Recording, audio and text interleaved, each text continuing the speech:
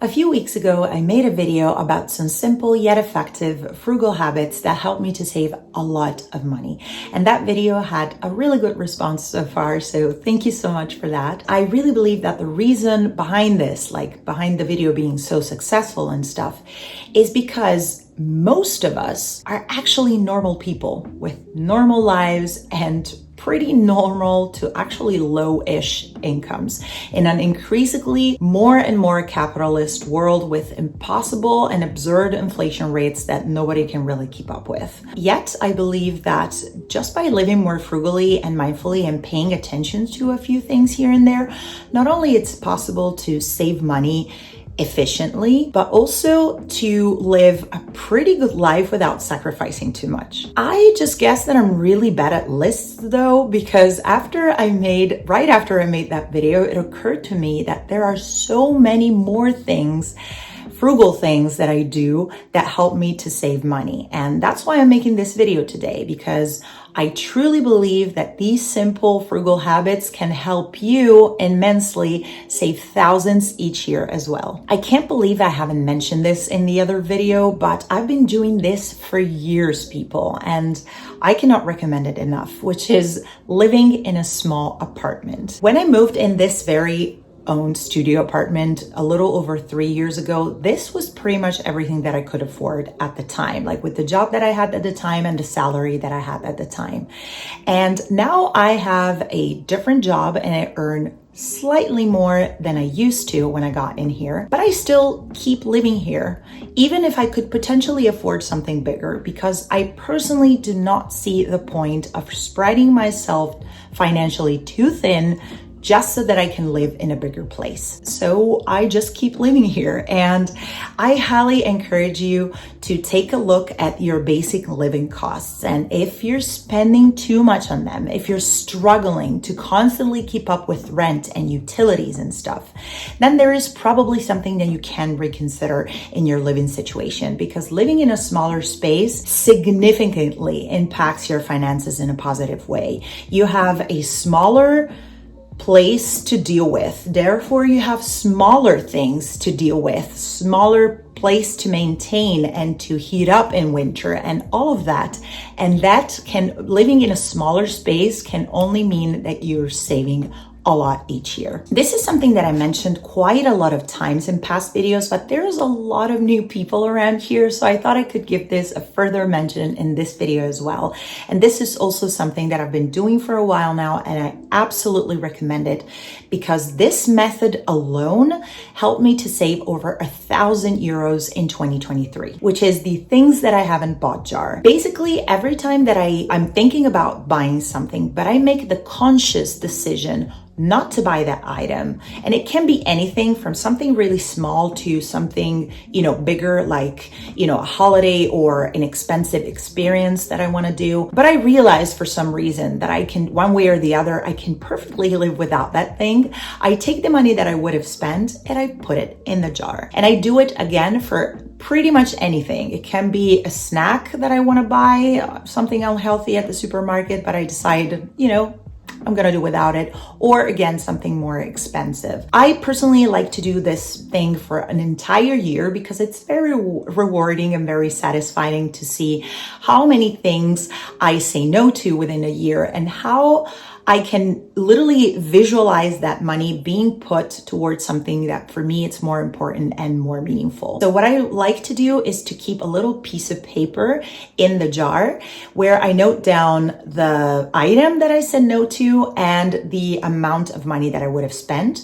So at the end of the year, I have a little bit of an overview, and it's fantastic to, realize that most of the times I don't even remember what's on that list. So I absolutely recommend it because it's super effective. And again, it's very rewarding to literally visualize that money being put towards something that for you, it's more important. You can definitely give this a go. If you realize that for some reason, this is not really for you, just try to find something that helps you visualize that money. For example, setting a sinking fund or having some sort of like a savings challenges, something that will help you channel your energy and your focus towards something that actually means not only financially, but also personally something to you. So something that could serve you better rather than just wasting money on something that most of the times you can do without. I am personally someone who has never been majorly obsessed with beauty products and, makeup and that kind of stuff.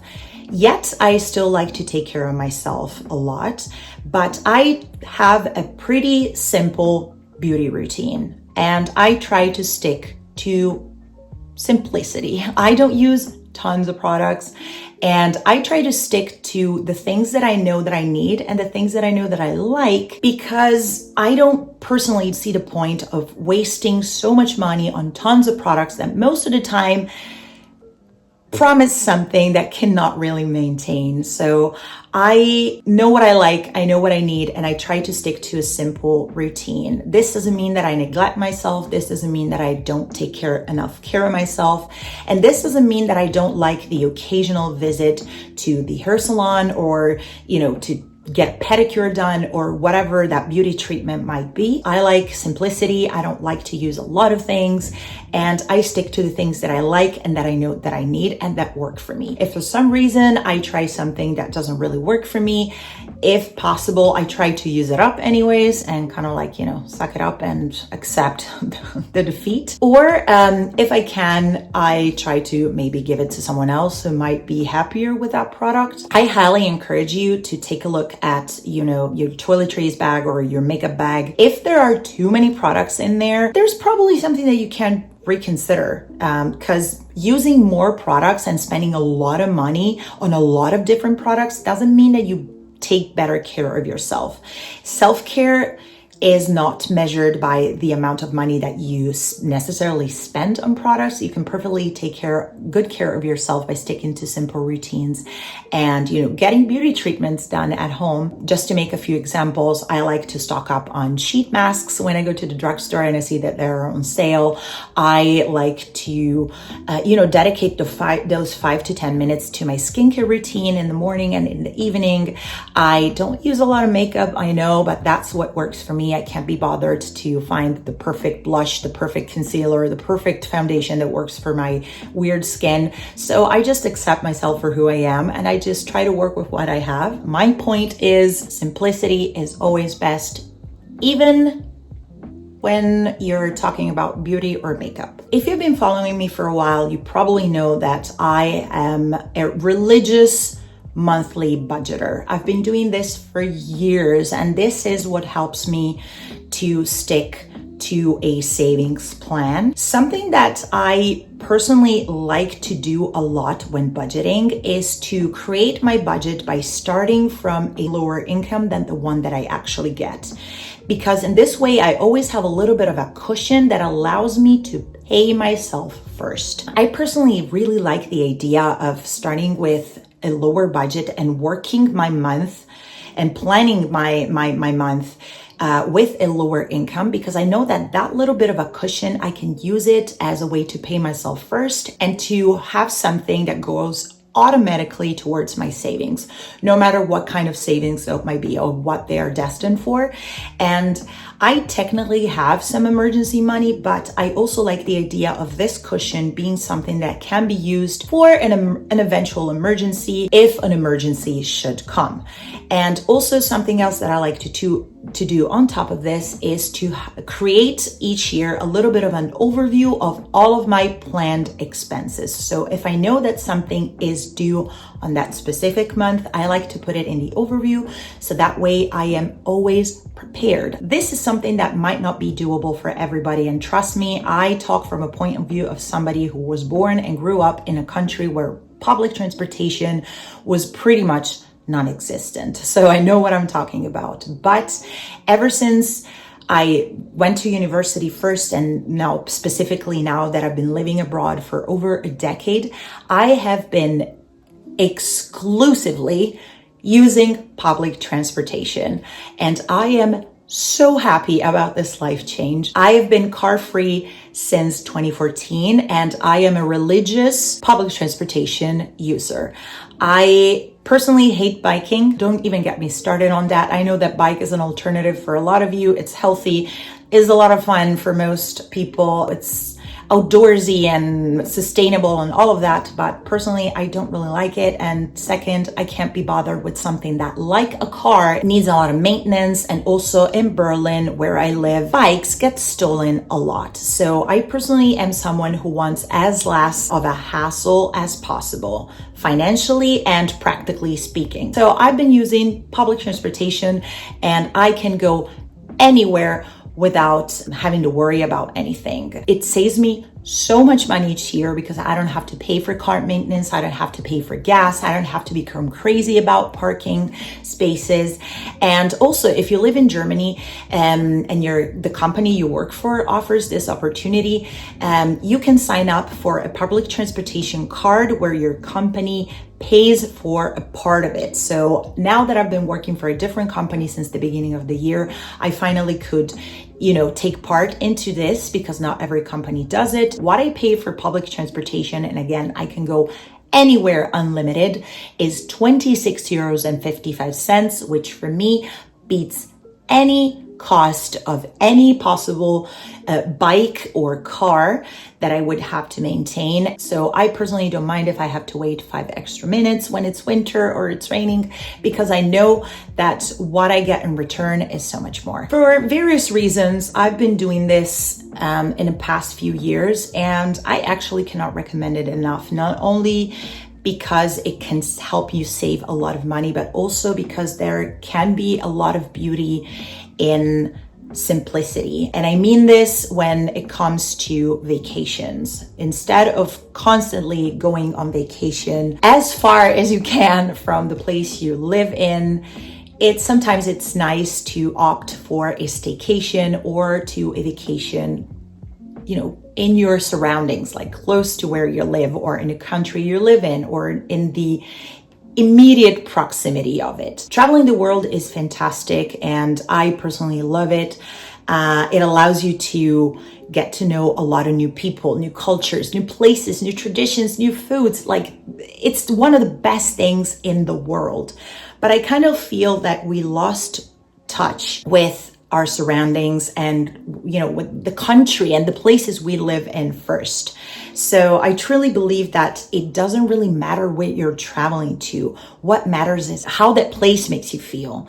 And so I don't think that necessarily we constantly have to go as far away as possible from the place we live in order to have a fantastic vacation. We can also travel pretty close and still have a wonderful traveling experience or a wonderful vacation. We don't always necessarily have to go to the other side of the world. And by preferring this, not only we can have a different perspective on traveling, but also it saves a lot of money, people. Let's be real. It saves a lot. This is something that I personally really love to do because I love a bargain and I gladly use coupons whenever I have something that makes sense for me to use in terms of coupons.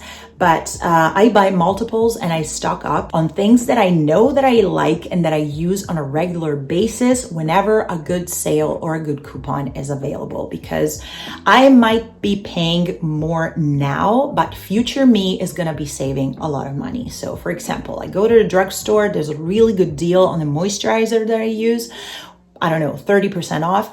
I buy not one, I buy 2, maybe 3 if I can, so that I know that maybe for an entire year, I don't have to buy any moisturizer anymore. So I pay a little bit more now so that I can save money in the future. I've been doing this for about a decade, and to be honest, I haven't looked back.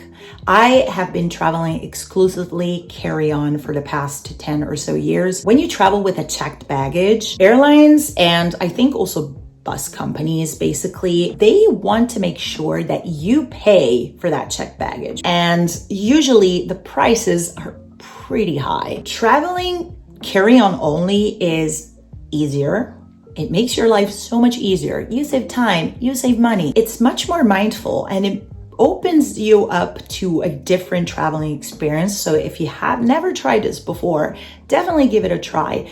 I'm not saying that everybody needs to be a minimalist, but give it a try if you still haven't, because it's going to open you up to a different kind of traveling experience when you're just less focused on the stuff that you're bringing with you, and also on the stuff that you might bring back with you from your trip, like all of the souvenirs and whatever things that probably you don't even need that you're bringing with you back from the trip. It makes just everything so much easier. As a person who is struggling with rheumatoid arthritis, I personally cannot be bothered to drag a 20 plus kilograms suitcase with me through airports, staircases, up and down, everywhere. So carry on all the way. I briefly touched on this point before in the other video, but I thought it was worth mentioning again, like from a different perspective, which is to reduce food waste. Throwing food away is not only, in my opinion, like a ginormous slap in the face, considering that there are a lot of people in this world that do not have the privilege or the possibility to have food on their table every day, but also it's just literally like taking money and throwing it in the trash can. Paying attention to what you have in the fridge and pantry before going out and buying more stuff, I think is key. And avoid one-time ingredients. We have all been there at least once. We have seen that super fancy recipe on Instagram or whatever social media is on trend right now that we absolutely need to replicate. And for that recipe, we need one, maybe two ingredients that we know we're going to use just for this recipe and then never again. I've been there. I've done that more than once.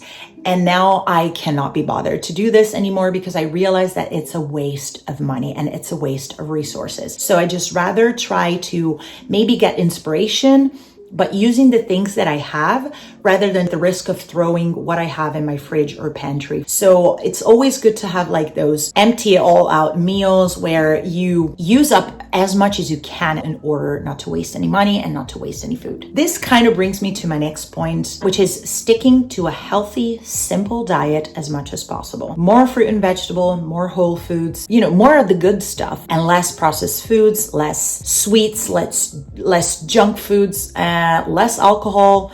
I occasionally enjoy, a glass of wine or two, but I just try not to make a habit out of it because not only is not particularly healthy, but it's also not super good for my wallet. That stuff is expensive. If you're like a meat eater, that's fine. You do you. I personally don't eat meat. Try to eat less of it and stick to a simple diet. Stick to healthy things. Healthy and simple doesn't mean boring, but it means nutritious. For example, I try to avoid altogether buying chips because I know that when I open a bag, I automatically have to get to the bottom of the bag. But when I'm done eating them, I feel that my craving has been satisfied, but I don't feel full. So I still am going to eat food on top of that. So I'm basically eating empty calories and I'm wasting so much money on food that don't even make me full. I know life doesn't have to be all restrictions and stuff, but try to stick to a simple, healthy diet as much as possible. I've been working in online retail for so long. It's been almost 10 years. So I've seen literally everything, people. And sometimes I have the feeling that people buy so much that they lose track of what they actually buy. Personally, I don't buy a lot of stuff. And when I have to buy different things, I try to potentially not buy them all at once because it's easy to lose track of what you actually buy, especially in a world where everything is just one simple click away. You forget about that. You forget about the return policy. And then you're stuck with things that not only you wasted money on, but you can no longer return. Stay on top of your purchases, especially the online ones. Check the order as soon as you get it. If there's something wrong, immediately return it. Don't let it sit around. Don't, just stay on top of it because otherwise that money is going to be so wasted and there's nothing that you can do if you miss the return period or something is wrong and you fail to report it. Next is the one in, one out rule, which I personally really like when it comes to decluttering because, if you bring a new thing in, it's always recommendable to get one thing out first, but this can also work in whatever aspect of your life. So especially if you're trying to save money, this can be a particularly good trick. If you're allowing yourself to incorporate something new in your life, like a new activity, a new hobby, a splurge of some sort, then there is ideally something that you say no to first. For example, in June, I went to, I spontaneously decided to cut my hair and get them dyed purple. Yes, I know now they're blonde, whatever. We're not discussing hair in this video. But I think it's nice to know that you allow yourself to do something every once in a while, but if your goal is to save as much as possible, it's all about finding balance, and you don't need to do it all. Finally, is something that I try to do as much as possible, which is romanticizing daily life. You can have all the nice, expensive things in the world, but if you don't learn to appreciate the ordinary things and find beauty in simplicity, you'll never be happy, my friends. It can be something really small, like, arranging your breakfast nice and pretty on a tray and eat it in your bed on weekends. Or, turn your cleaning routine into a dance party. I do it sometimes. I hate cleaning around, but I pop on some music and I dance around and I have fun and I still get it done. And it can be very easy to get caught in daily routines. So if you romanticize your daily life, if you make it beautiful, it's going to be so much more rewarding for you. And it's going to help you save a lot of money because you're going to crave less stuff. You're going to feel less behind in a lot of things. You're going to crave less. You're not going to feel the urge to spend money out of stress, out of frustration, out of anger or boredom or all of that. So remember that life can be as beautiful as you make it. I almost forgot to film the outro. So there you have it, my friends. These were more easy frugal habits that help me to save a lot of money and that I am sure they can help you to save thousands too. If you have enjoyed this video, then you know the drill. That was my cat. But if you have enjoyed this video, then you know the drill. Give it a like, leave a comment down below, and share it so that more people can find it. Consider subscribing if you still haven't. You would make my day. And yeah, thank you so much for watching. I will see you in my next one.